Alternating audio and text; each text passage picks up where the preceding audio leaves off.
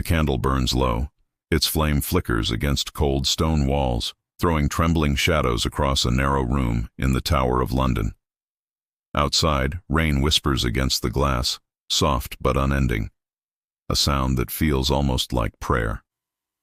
It is May 18th, 1536, the night before her death. Anne Boleyn, once Queen of England, sits at a small wooden table. The air is damp. The ink on her page pools slightly before her quill moves again. She pauses between sentences, as though listening to something only she can hear. Perhaps her heartbeat, or the faint echo of footsteps in the corridor beyond. There is no crown here now, no silk or gold, only a thin wool blanket draped over her shoulders and the hollow silence of a room that feels more like a tomb. She was once the woman who changed everything, the spark that split England in two, the love that broke the church, the queen who gave Henry VIII both his joy and his torment. But now she is simply Anne, a woman with trembling hands and one final night to write what must be said. Her quill scratches the paper, slow, careful, deliberate. Each word feels heavy, like it's carved into time itself. She doesn't write to the man who condemned her. She doesn't write to the court that turned away. Her letter, her final act, is something higher, something eternal.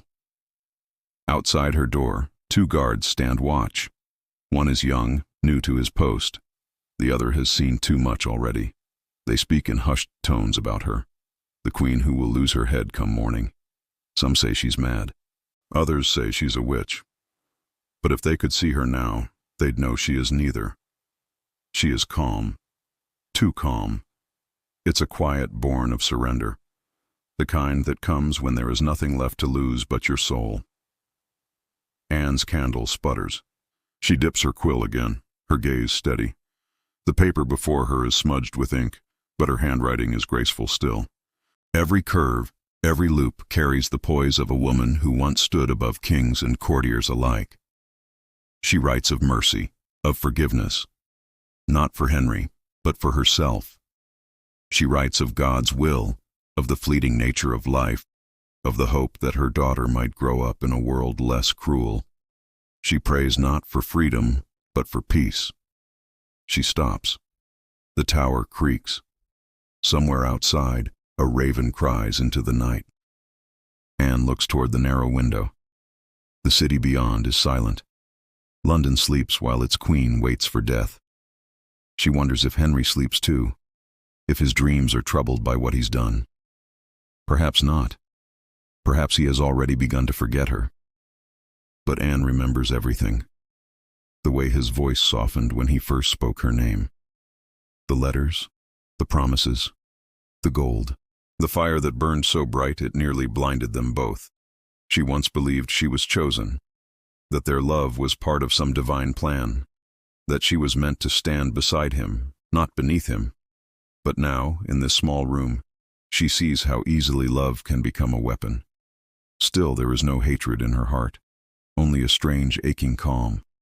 Hours pass. The candle burns lower. The ink runs dry. Anne rises from her chair and walks to the corner of the room. Her steps are slow, her figure frail beneath the weight of her gown.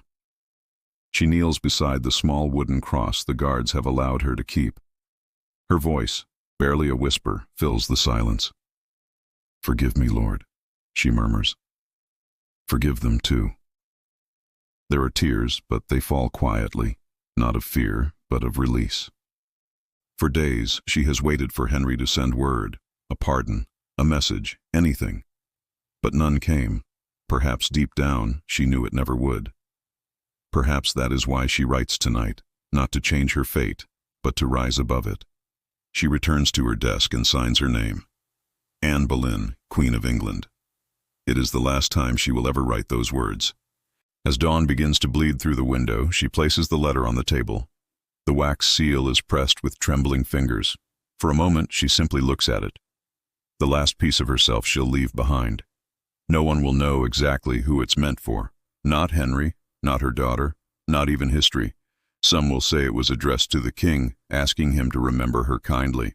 Others will believe it was a final plea for mercy. But if one reads between the lines, the soft rhythm of her words, the quiet grace of her tone. It becomes clear this letter was never meant for a man at all. It was meant for her soul. The guards come just after sunrise. Their armor rattles as they open the heavy wooden door. Anne turns to face them.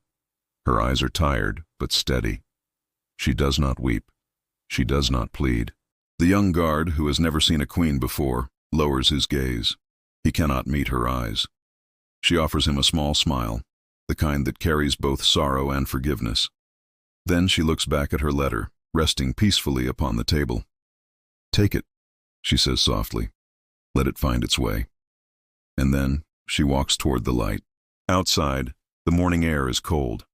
The tower courtyard waits, silent, watching. The scaffold stands ready. Crows perch along the stone walls, their dark feathers stirring in the wind.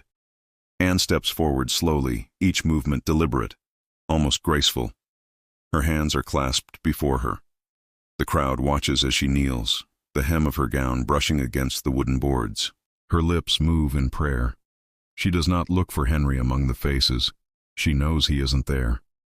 A hush falls. The headsman waits for her signal.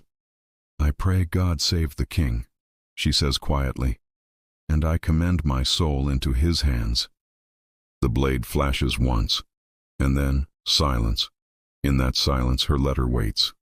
It will survive the centuries. Fragile, yellowed, nearly forgotten. Scholars will argue over its meaning, its tone, its true recipient. But those who read it with their hearts will understand. It was not a plea to a king. It was a conversation with heaven. The final act of a woman who had lost everything except her faith. Anne Boleyn's story began with ambition and love. It ended with surrender and grace. The woman who divided a kingdom left behind no crown, no throne, only words. Words written in the stillness of a tower. Words that carried her spirit beyond history's reach. As the last candle in her chamber finally burned out, her letter remained. Quiet, eternal, untouched by time. A message not to the man who betrayed her, but to the God who never did.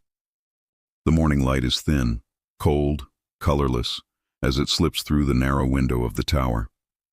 It touches the stone floor like a ghost, pale and silent. Dust dances in the air, rising and falling in slow motion. Anne Boleyn sits alone on the edge of her narrow bed. The straw beneath the blanket rustles softly when she moves. For a long moment she says nothing. The world outside her chamber might as well not exist.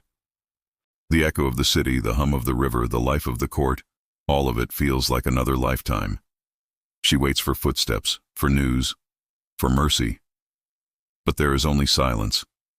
It is in that silence that she finally understands. Henry will not come. The realization doesn't arrive as a scream or a sob. It comes quietly, like the slow closing of a door. For days, she had told herself he might still send word, that the man who once wrote her letters filled with love and poetry could not abandon her so completely. But now, in the stillness of this gray morning, she knows. He has already moved on. She has been erased. The guards outside her chamber speak softly, but she can hear them through the wooden door. Her name, the Queen, no longer carries reverence.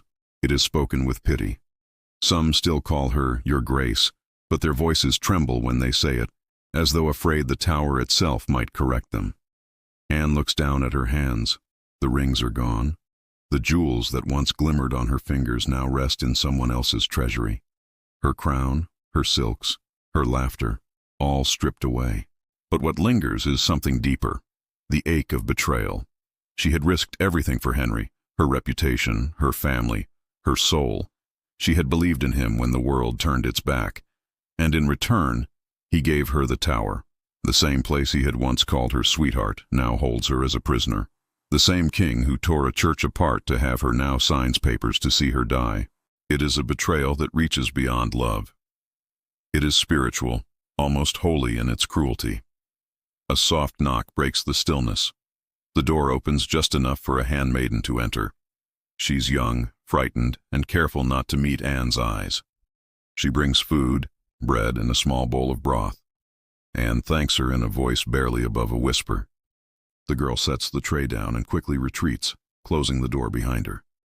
The sound of the latch echoes in the room like a final sentence. Anne looks at the food, but does not eat. Hunger is something she no longer feels. She walks to the window instead, her steps slow against the stone floor. Through the iron bars, she can see the faint outline of the chapel across the courtyard. Beyond that, the tower green, the place where her life will end. The sight doesn't frighten her anymore. It only confirms what her heart already knows. She has been left to die quietly, forgotten by the man who once swore eternity. She whispers something under her breath, not a curse, not a prayer, but something in between, a name, perhaps his. Then she closes her eyes. That evening, Anne asks for parchment. The guard hesitates, unsure if it's allowed. But after a few moments, he relents.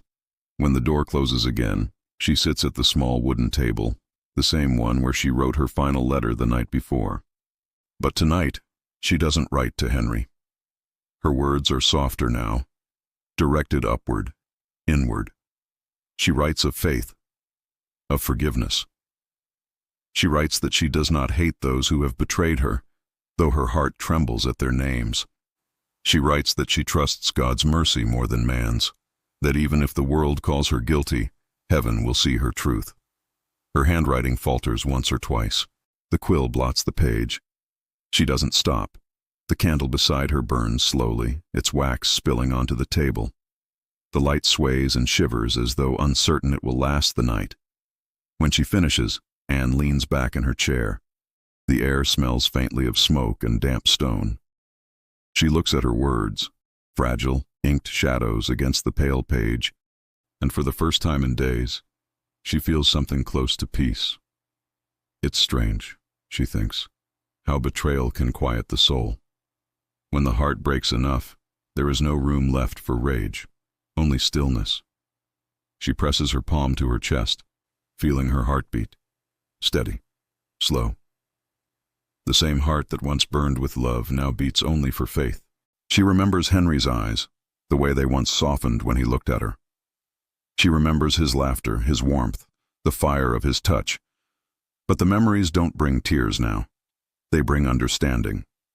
He was never hers to keep. He belonged to power, not love. And she belonged to something far greater than both. Outside her window, the wind rises. It carries the faint sound of bells from the chapel, evening prayers. Anne kneels beside her bed. Her gown folds like wings around her. Her voice trembles as she prays, not for rescue, but for the strength to meet what comes. She prays for her daughter Elizabeth, the child she will never hold again. She prays that the little girl might grow into a world that remembers her not as the daughter of a condemned queen, but as a woman of her own making. Then, softly, she prays for Henry. It is a strange, almost impossible act to pray for the man who has condemned you, yet her voice does not waver. She asks that God forgive him, even if the world cannot. It is the kind of forgiveness that costs everything. When she finishes, the night is deep. The candle has burned to the base, its light fading to embers. Anne lies back on her bed, her eyes open to the ceiling. The air is quiet, so quiet she can hear her own breathing. For the first time in weeks, she feels no fear, only surrender. She knows now that she will die, but she also knows something Henry never will: peace. In that silence, she lets go of the world that betrayed her. The court, the crown, the love that turned to poison, all of it drifts away like smoke, and what remains is something pure, a kind of faith that no sword can touch. When the morning comes, the guards will open her door again. They will find her calm, already dressed, her eyes clear. They won't understand how someone so wronged could look so serene. But Anne will. Because in the silence of betrayal, she found her truth. Not as a queen, not as a lover, but as a woman who forgave the man who destroyed her. And in that forgiveness, she became something more than Henry's wife. She became his haunting. A single candle burns low inside the tower. Its flame bends and trembles, fighting the chill that creeps through the stone. Beyond the narrow window, London sleeps, unaware that before the dawn, A queen will write her last words to the world. Anne Boleyn sits at a wooden table, her hands steady, her eyes clear. The ink shivers on the quill as she dips it once, then begins to write. Not as a queen, not as a lover, but as a soul preparing to leave this earth. The air is silent, except for the faint scratching of the pen. Each stroke feels like a heartbeat, slow and deliberate. Her candle flickers, casting her shadow against the wall, a ghostly reflection of what she once was. Once, she wrote letters filled with love and power. To Henry, her king, her passion, her undoing. Now her words are softer. They no longer reach toward him. They reach upward, to something eternal. She begins, "To Jesus Christ I commend my soul." The guards outside shuffle their feet. The night grows colder. But Anne does not pause. Her mind drifts between memory and faith, between the world she's leaving and the one she's beginning to imagine. There is no anger in her ink, no accusation, only clarity, the kind that comes when all earthly things have been stripped away. She remembers the court, the glittering rooms, the whisper of silk, the eyes that once adored her. She remembers Henry's laughter, the warmth in his gaze when he first called her his heart's desire, and she remembers the silence that followed, the cold, endless silence when his love turned to suspicion. Her letter, though, does not dwell there. It is not meant for him. It is meant for something greater, a truth that cannot be burned or buried. She writes of mercy, of forgiveness, of how she bears no malice toward those who have condemned her. Her words are impossibly calm, almost radiant. She thanks God for what he has given and for what he will take away. No historian can know for certain if these were her exact thoughts. But the tone of that letter, preserved and whispered through time, carries a peace that feels otherworldly. It is not the voice of a woman defeated. It is the voice of someone already halfway between this world and the next. The letter continues, "I have been judged according to the law, but I am guiltless before God." Her handwriting tightens, not from fear, but from resolve. The candle burns lower, its light thinning to gold. She closes her eyes for a moment, listening to the sounds of her confinement, the faint drip of water, the hum of distant footsteps, the wind pressing through the cracks of the tower. Somewhere beyond those walls, Henry sleeps. The man who once defied the Pope to have her now refuses even to hear her name. Yet Anne writes as though none of that matters anymore. There is a strange serenity in her words, the calm of a storm that has already passed. This letter, her final message, will not be sent to the king. Whether by intention or by fate, it will find its way elsewhere, hidden, lost, and then rediscovered centuries later. And when people read it, they will wonder, who was it truly written for? Imagine her, pausing to look up at the window. The stars are faint, swallowed by the city's smoke. The wind brushes her hair, lifting a few loose strands that glow in the candlelight. In that moment, Anne seems to belong neither to the tower nor to the world outside. She belongs to history, and to something more timeless than history itself. Perhaps she senses it, that her story will be retold, reshaped, misunderstood, that some will call her a witch, others a saint. But in these final hours, she chooses neither title. She chooses silence, faith, and the steady truth of her own conscience. Her letter ends not with defiance, but with grace. "If any man judge me by this world, I am lost. But I trust that my Savior knows my heart." Then, slowly, she folds the paper. Her hands linger over it for a moment, a farewell to everything she once fought for. It is said she kissed the letter before setting it aside.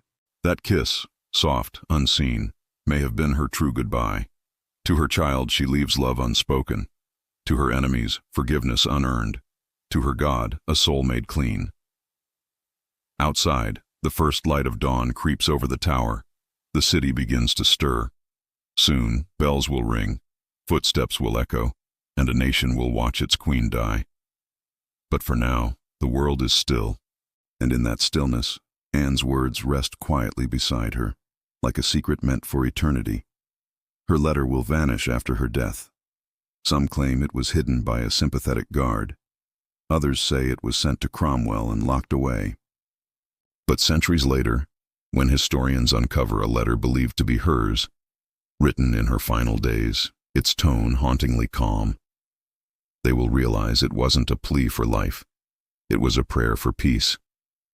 Every word breathes with surrender, not fear. Every sentence feels like a step closer to heaven, and in the space between each line you can almost hear her heart, steady, accepting, still full of grace.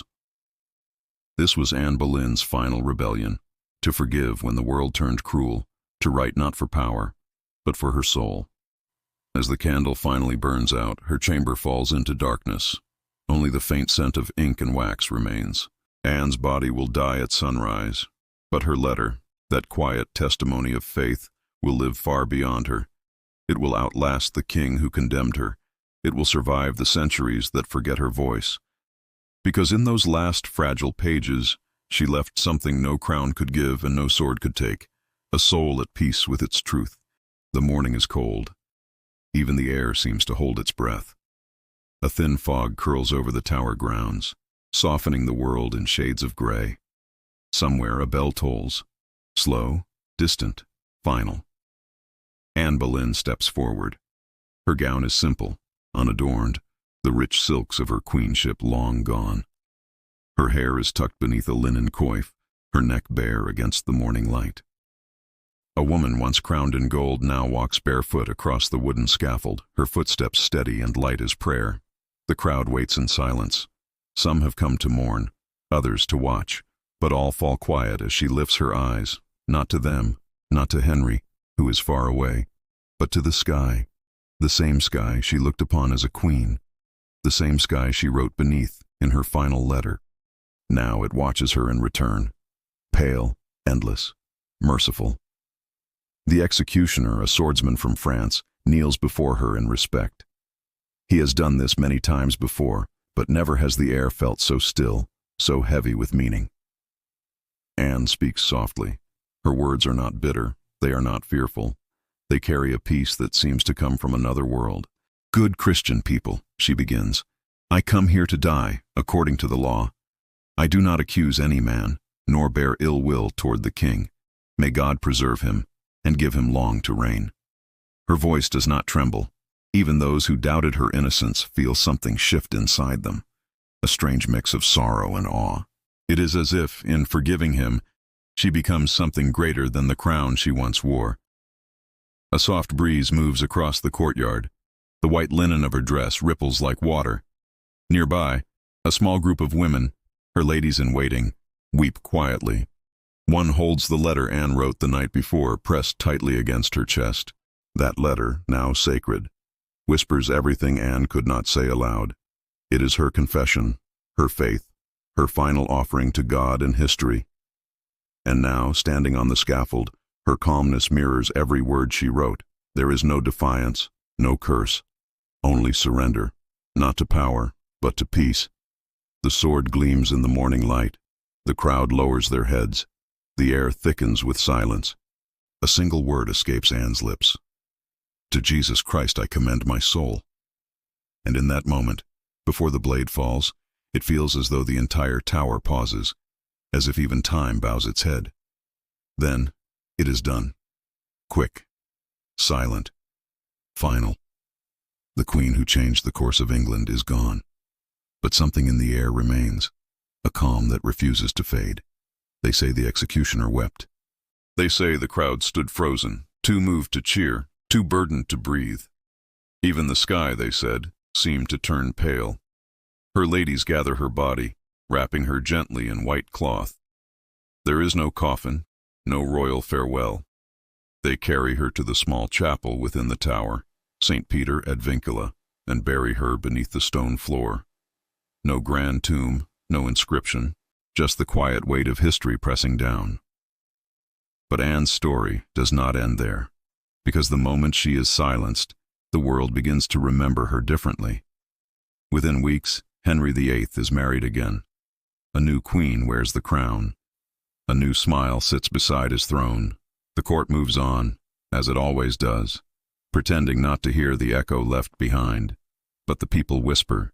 They whisper about the woman who stood unshaken at the edge of death, the queen who forgave, The queen who prayed, the queen who, in losing everything, seemed to find something far greater. Time softens her image. The rumors fade, the lies dissolve, and what remains is something almost pure, not the scandalous temptress history painted, but a woman who found peace in truth. Her letter survives in fragments, carried by those who could not forget her words.